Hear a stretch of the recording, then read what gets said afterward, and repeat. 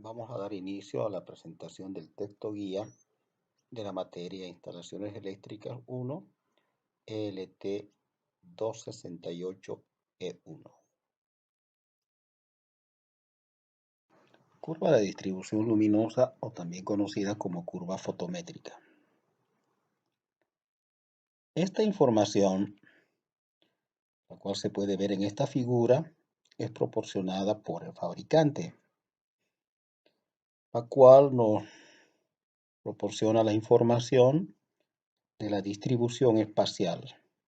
Vamos a ver el procedimiento para llegar hasta esta curva.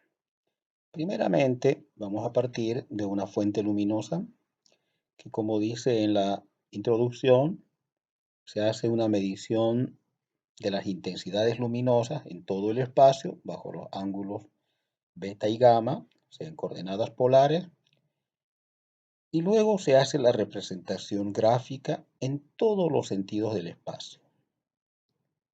Si unimos los extremos de estos vectores de intensidad luminosa, vamos a lograr lo que se conoce como volumen o sólido fotométrico, que generalmente es de revolución con respecto a este eje conocido como eje de la lámpara.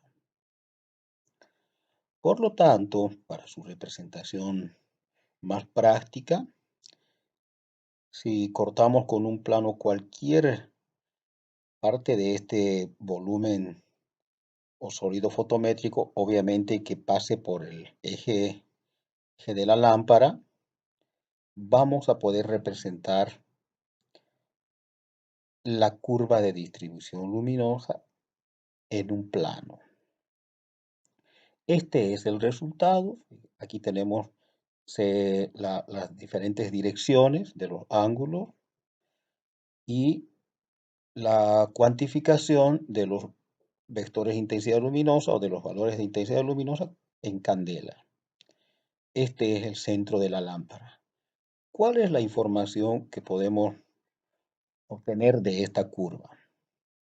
Desde los 0 grados hasta los 90 se conoce como el hemisferio inferior y aquí se representa la radiación que produce desde la lámpara hacia abajo y desde los 90 grados hacia los 180 se conoce como hemisferio superior y es la radiación lumínica que se produce hacia arriba, o sea, desde la posición de la lámpara hacia arriba. Como sabemos, generalmente para tanto ambientes interiores como exteriores, las lámparas se ubican en la parte superior, por ejemplo, en los ambientes interiores en el techo, y la radiación es hacia abajo, que son los planos de trabajo. Lo mismo en calles, avenidas o campos deportivos, estas lámparas están ubicadas en la parte superior para iluminar hacia abajo, por eso es que mayoritariamente producen radiaciones en el hemisferio inferior.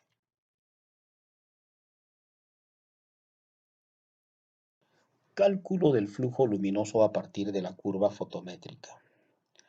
Generalmente, el flujo luminoso es un dato del fabricante, pero para hacer un ensayo vamos a aplicar primeramente aquí el método de Rousseau, que es un método gráfico que básicamente es la proyección de la curva fotométrica con la referencia de una circunferencia de radio R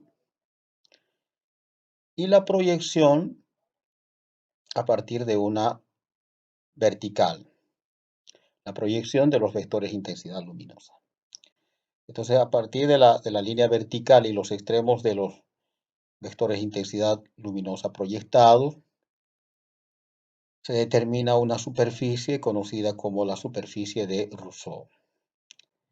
Entonces, Rousseau establece que el flujo luminoso de la lámpara es proporcional a esta superficie, donde la constante de proporcionalidad es 2pi sobre r, donde r era el radio de la semicircunferencia que circunscribe o encierra a la curva fotométrica.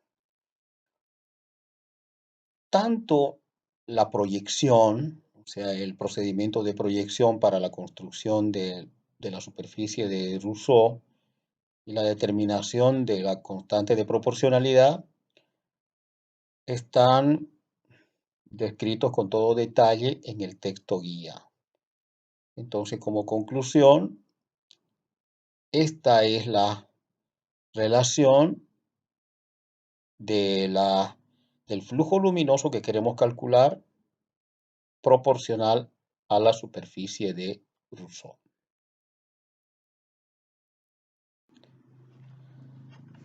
El método anterior, o sea, el método de Rousseau, es un método que se aplica para calcular el flujo luminoso cuando la curva fotométrica tiene una figura geométrica regular o conocida. De manera que la proyección, que sería la superficie de Rousseau, también va a dar una figura geométrica regular o conocida, de manera que se puede realizar fácilmente el cálculo del flujo luminoso. Cuando la curva fotométrica tiene una forma irregular, aplicamos el método del diagrama zonal. El desarrollo de esto corresponde al trabajo práctico número 1. Este método se deriva del método de Rousseau, simplemente haciendo un cambio de variables del ángulo sólido en función de los ángulos espaciales. Esto es lo que facilita el cálculo del flujo luminoso cuando la curva fotométrica es irregular. El resultado del cambio de variable, aquí tenemos el ángulo sólido, es que depende ahora exclusivamente de los ángulos espaciales. Esto se conoce también como factor zonal. La demostración de esto en detalle está en el texto guía. Entonces, operativamente, en el trabajo práctico, vamos a tener la información de una lámpara con su respectiva curva fotométrica y nos piden calcular el flujo luminoso de esa lámpara. Para eso vamos a trabajar en esta tabla donde vamos a identificar la zona vamos a trabajar zonificado de 10 grados en 10 grados, desde los 0 hasta los 180 grados. O sea, vamos a recorrer toda la curva fotométrica. Aquí vamos a tener el ángulo de la intensidad con el ángulo promedio. Aquí el factor zonal, que depende solamente de los ángulos espaciales. Aquí hacemos el producto de ambos cálculos previos, o sea, de la intensidad luminosa y del factor zonal. Eso es directamente el flujo luminoso parcial. Y aquí vamos a ir sumando todos los cálculos de los flujos luminosos. De la misma forma, hacemos para la zona de 10 a 20 grados. El promedio va a ser el ángulo de 15 grados de la tabla, o perdón, de la curva fotométrica. Obtenemos el vector intensidad luminosa para ese ángulo. Aquí calculamos el ángulo sólido factor zonal, que depende exclusivamente de los ángulos espaciales, aquí 10 y 20 grados. El flujo luminoso parcial para esta zona es el producto de los dos valores anteriores y sumamos aquí el valor del flujo calculado aquí con el anterior. Y así recorremos desde 0 hasta 180 grados y al final, sumando todos los flujos luminosos parciales anteriores, obtenemos el flujo luminoso de la lámpara.